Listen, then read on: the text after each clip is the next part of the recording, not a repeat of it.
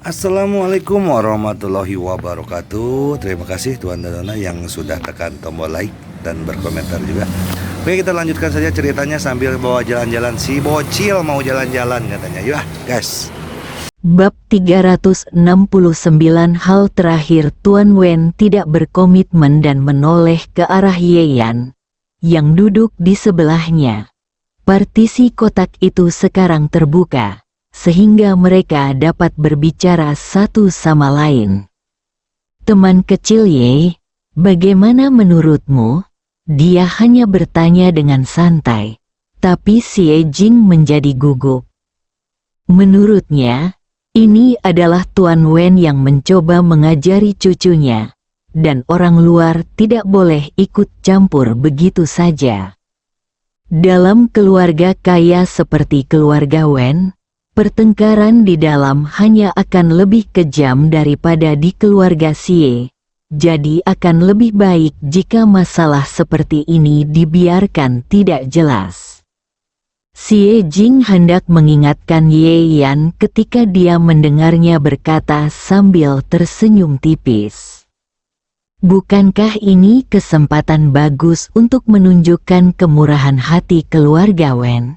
Tubuh Xie Jing menegang dan tanpa sadar dia mengertakkan giginya.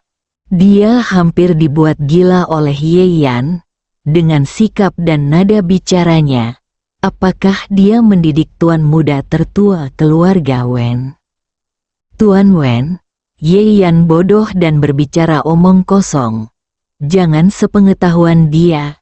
Xie Jing hanya bisa berdiri dengan cepat dan berkata dengan nada meminta maaf. Ye Yan memandangnya tanpa berkata-kata. Tuan Wen juga tercengang.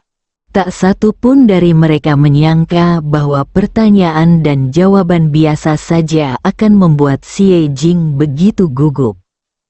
Tapi bagaimanapun juga, Tuan Wen telah melihat banyak badai, dan dia segera tersenyum lembut. Tidak masalah.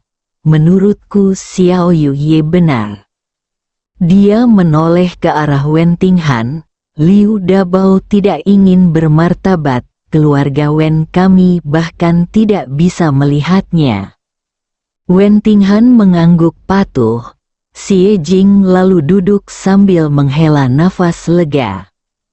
Lalu, dia menatap Ye Yan dengan tajam. Lain kali, jangan bicara omong kosong tanpa izinku. Aku ingin tahu apakah itu akan menimbulkan masalah bagi dirimu dan keluarga Xie. Ye Yan merasa hangat saat memikirkan wanita itu yang berdiri untuk memuluskan segalanya untuknya sekarang.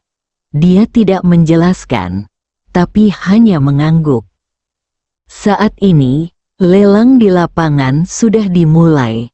Harganya sudah melonjak hingga 70 jutaan, dan belum ada niat untuk berhenti. Kali ini, tidak hanya keluarga bangsawan di Dongling, tetapi juga keluarga dari kota lain pun ikut-ikut dalam penawaran. 80 juta, Direktur Xi memberikan penawarannya. Ia kini merasa bahwa kali ini tidak sia-sia. Dengan harta karun tersebut, Museum Nasional Tiongkok tidak hanya akan memiliki harta karun yang penting, tetapi juga akan sangat penting bagi kajian sejarah Tiongkok. 85 juta, 90 juta. Kutipan menjadi semakin intens. Meski keluarga Wen, keluarga Lin, dan keluarga Dong tidak terlalu mengerahkan upayanya, selain 3 keluarga kaya tersebut, ada keluarga bangsawan lain yang hadir. Meski kurator lama itu berstatus tinggi, sayangnya ia tidak punya banyak kekuasaan. Justru karena itulah meskipun keluarga bangsawan ini sangat sopan kepadanya, mereka tidak takut untuk menawarnya. Namun lelaki tua itu bertekad untuk menang, dan dalam sekejap harganya mencapai 100 juta. Harga ini sudah menjadi yang tertinggi di pasaran.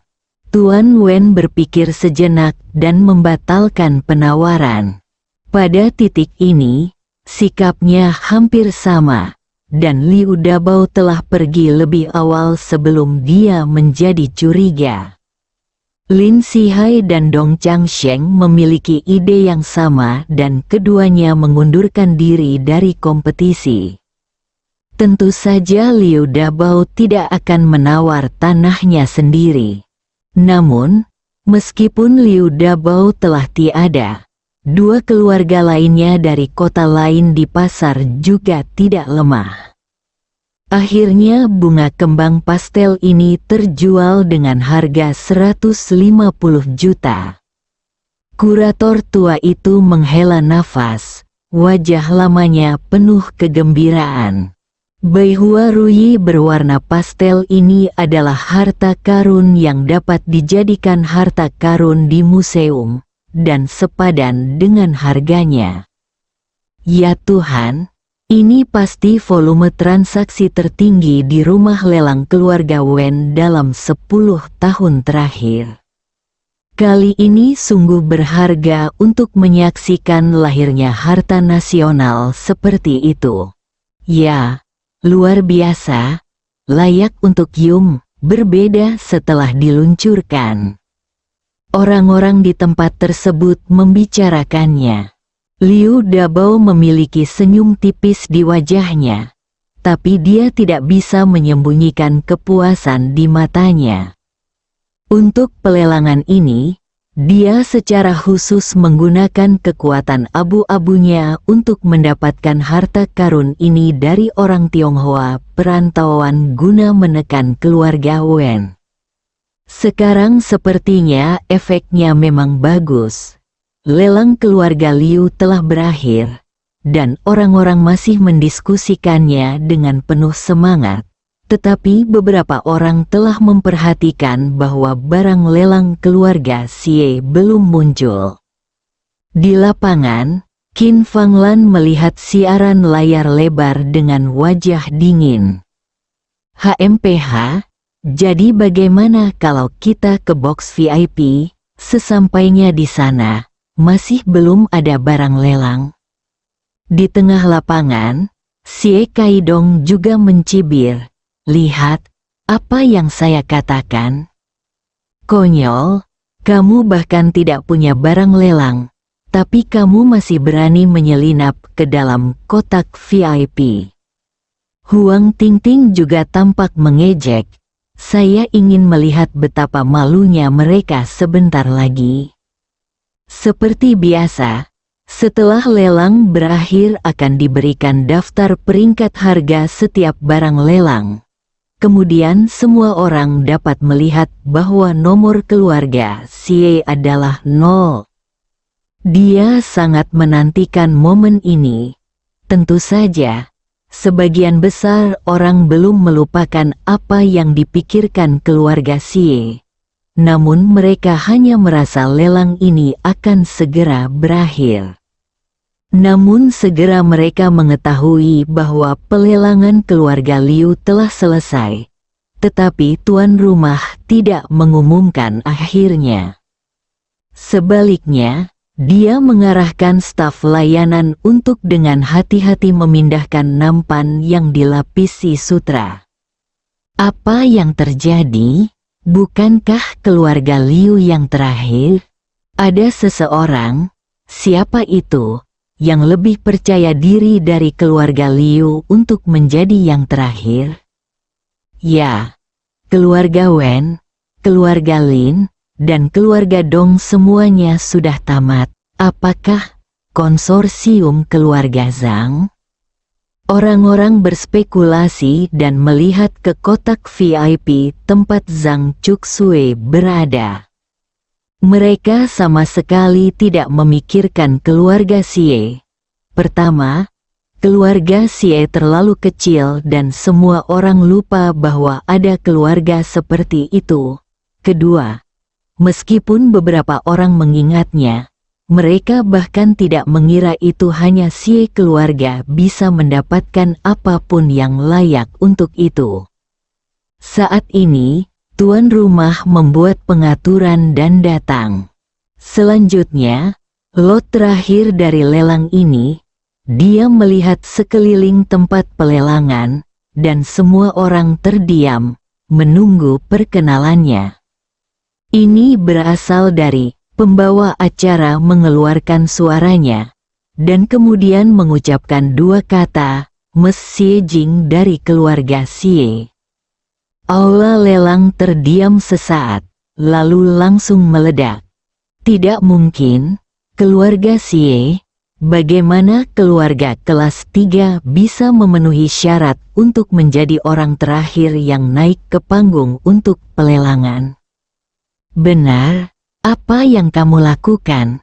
Apakah kamu sengaja menggoda kami? Mungkinkah keluarga Wen mengetahui bahwa keluarga Xie tidak punya apa-apa dan dengan sengaja mempermalukan mereka? Semua orang tampak bingung dan menebak-nebak. Huang Tingting dan yang lainnya mengerutkan kening dan memasang wajah dingin, bertanya-tanya apa yang sedang dilakukan Xie Jing dan Ye Yan. Senyuman di wajah Liu Dabao memudar dan dia menatap Ye Yan dan Ye Yan dengan dingin. Grup Yung miliknya sendiri yang harus menjadi pemenang. Siapakah dua pecundang ini? Suasana hatinya tiba-tiba menjadi sedikit buruk. Diam, diam, kata pembawa acara dengan lantang. Tempat pelelangan berangsur-angsur menjadi sunyi. Saya tahu Anda semua memiliki keraguan dalam pikiran Anda, dan saya juga ingin tahu seperti apa barang lelang yang dikirim Mes Xie Jing kali ini, sehingga dia memiliki kepercayaan diri untuk memilih orang terakhir yang naik panggung. Bab 370 Mangkuk Porselen. Pembawa acara berkata, "Mari kita saksikan bersama." Setelah dia selesai berbicara, mata semua orang terfokus pada nampan yang dilapisi sutra, dengan ekspresi jijik atau jijik di wajah mereka. Buka, buka cepat, pasti ada sampah di dalamnya. Si Kaidong mengumpat dengan gigi terkatup. Sudah berakhir, sudah berakhir. Sampah itu pasti akan menipu keluarga kita sampai mati, gumam Qin Fanglan di lapangan. Tidak ada yang percaya bahwa keluarga Xie bisa menghasilkan sesuatu yang layak. Beberapa keluarga kaya di kamar pribadi di lantai 2 tampak penasaran. Meskipun berita tentang mangkuk porselen disebarkan oleh pemandu belanja pavilion Juzen, namun di mata orang luar, Ye Yan hanyalah menantu laki-laki yang sedang berkunjung benar. Jadi segera terdiam, itu berlanjut, tetapi tidak sampai ke telinga keluarga-keluarga kaya raya ini. Namun, keluarga Wen, keluarga Lin, dan keluarga Dong bukanlah tandingan Ye Yan, jadi mereka sangat menantikannya. Wajah Liu Dabao dingin, dan Liu Junfeng di sampingnya berwajah gelap dan sesekali menatap Ye Yan dengan kejam. Di samping Ye Yan, Xie Jing tanpa sadar sudah mengatupkan kedua tangannya, dan wajahnya menjadi pucat karena gugup. Hanya dua orang penonton yang santai dan santai hanyalah Ye Yan dan Zhang Chuxue. Hal ini sampai saat ini selangkah demi selangkah di bawah pengaturan mereka berdua. Jadi tidak mengherankan bagi mereka. Mereka hanya melihat segala sesuatunya berkembang sesuai pengaturan mereka. Dengan semua orang mengharapkannya dengan niat baik atau dengan niat buruk, tuan rumah perlahan-lahan mengangkat sutranya. Di peron, bola cahaya biru tampak muncul. Mangkuk porselen yang indah ditempatkan di tengahnya, tanpa hiasan apapun. tetapi memberikan perasaan yang sangat indah. Itu juga porselen, 100 bunga ruyi karya Liu Dabao memang cantik, tapi sekarang jika dibandingkan, terlihat sedikit glamor, seperti wanita yang memakai riasan tebal. Tapi mangkuk porselen ini anggun dan murni, seperti peri di atas 9 langit. Perbedaan keduanya dapat dibedakan secara sekilas. Tempat itu hening sejenak sebelum seseorang berkata dengan tidak wajar, "Ini, bukankah ini hanya mangkuk porselen?" Ya, sepertinya tidak banyak, bahkan tidak ada polanya. Apa-apaan ini? Orang-orang ini tidak dapat menerima bahwa mereka dikejutkan oleh pelelangan keluarga kelas 3, dan mereka semua mulai meremehkannya. Tapi keterkejutan mereka tidak seberapa dibandingkan dengan Ni, Xie Kaidong dan Qin Fanglan. Ladang yang terpencil. Xie Chengqian memandang istrinya dan terkejut. "Ada apa denganmu? Kenapa kamu tiba-tiba menangis?" "Diam dan pergi," Qin Fanglan berkata kepada Xie Chengqian dengan tidak sabar. Dia menatap mangkuk porselen di layar, matanya dipenuhi kebingungan. Dia telah mengganti mangkuk porselen di tangan Ye Yan dengan tangannya sendiri. Jadi yang ini apa? Untuk beberapa alasan, Qin Fanglan merasa kedinginan. Dia bingung dan mudah tersinggung sekarang, dan tidak ada orang di sekitarnya yang bisa membantunya menganalisanya. Jadi dia hanya bisa menahannya sendiri. Di kursi lelang biasa, segera setelah mangkuk porselen muncul, Xie Kaidong menjatuhkan diri dan duduk di tanah. Apa yang terjadi? Mangkuk porselen ini bukan. Dia kehilangan suaranya di tengah kalimatnya, dan Nyonya Xie memotongnya dengan tajam. "Untuk apa kamu berteriak? Diam." Baru kemudian Xie Kaidong menyadari bahwa dia hampir mengatakan dia bodoh dan segera tutup mulut, tetapi dia tidak bisa menyembunyikan keterkejutan di wajahnya. Wajah Nyonya Xie gelap seperti dasar pot. "Apakah kamu tidak mau memberiku penjelasan?" Suara Huang Tingting sepertinya dipenuhi es. "Mes Huang, percayalah. Kami benar-benar menyelesaikannya." Wanita dari konsorsium Zhang mengambil barang-barang itu dengan tangannya sendiri. Xie Kaidong menjelaskan, "Kalau begitu kamu ingin memberitahuku bahwa konsorsium Zhang berada di belakang Ye Yan yang tidak berguna itu?" Nada suara Huang Tingting penuh dengan sarkasme. Xie Kaidong dan Ni Xie tidak berkata apa-apa. Kemungkinan ini tidak mungkin terjadi. Apa itu kelompok keluarga Zhang? Semua keluarga di kota Dongling tidak dapat dibandingkan dengannya.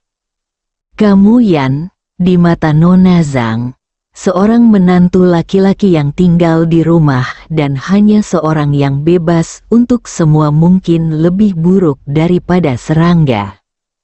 Bagaimana kalau Ye Yan yang membiayai tuan muda tertua keluarga Wen untuk maju? Xie Kaidong hanya bisa memikirkan kemungkinan ini. Huang Tingting tidak berkata apa-apa, tetapi dia merasa mungkin memang demikian. Bagaimanapun, bagi keluarga Wen, ini hanyalah sebuah bisnis. Aku benar-benar tidak tahu berapa banyak uang yang ditinggalkan lelaki tua itu untuk Ye Yan. Aku kira dia hampir menghabiskan semuanya. Nyonya tua Xie mengertakkan gigi dan berkata, "Namun, itu hanya mangkuk porselen. Menurut Xie Jing, harganya hanya 50 juta. Huang Tingting berkata dengan dingin, Berapa nilai kebersamaan keluarga Xie? Nyonya Xie dan Xie Kaidong tampak jelek dan tidak ada yang berbicara. Huang Tingting hanya ingin melampiaskannya, tetapi dia tidak bisa berbuat apa-apa sekarang. Namun, kamu benar, jumlahnya hanya 50 juta. Jika pria bernama Ye bersedia mengambil tindakan lebih awal, ini akan menjadi angka yang luar biasa. Tapi pecundang dan perempuan jalang itu sangat bodoh sehingga mereka harus tampil terakhir. Dia menunjukkan sedikit ejekan, seperti yang diharapkan. Dia berasal dari keluarga kecil dan memiliki rabun jauh. Huang Tingting dengan bangga memberikan penilaiannya. Dia mengatakan ini terutama karena barang-barang dari keluarga kaya sebelumnya semuanya sangat bagus. Dan Liu Dabao bahkan mengeluarkan barang-barang setingkat harta nasional. Untuk mangkok porselen yang dibanderol dengan harga RMB 50 juta, semua orang sudah bosan dengan estetika, sehingga belum bisa dipastikan berapa harganya. Nyonya Xie dan Xie Kaidong keduanya mengangguk dan mengutuk dalam hati mereka. Di lantai 2, Xie Jing tertegun saat melihat mangkuk porselen, lalu meraih lengan Ye Yan. Kotak itu tidak ditutup sekarang, jadi dia tidak berani berbicara dengan keras. Jadi dia merendahkan suaranya dan berkata dengan nada mendesak dan kasar. Apakah ini barang lelang yang kamu persiapkan? Metode ini lagi? Apa yang kamu pikirkan? Xie Jing sekarang merasa lebih dari sekedar putus asa. Menurutnya, betapapun indahnya mangkuk porselen itu tidak ada artinya.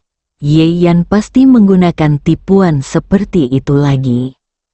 Ye Yan merasa lengannya tergores dan terluka.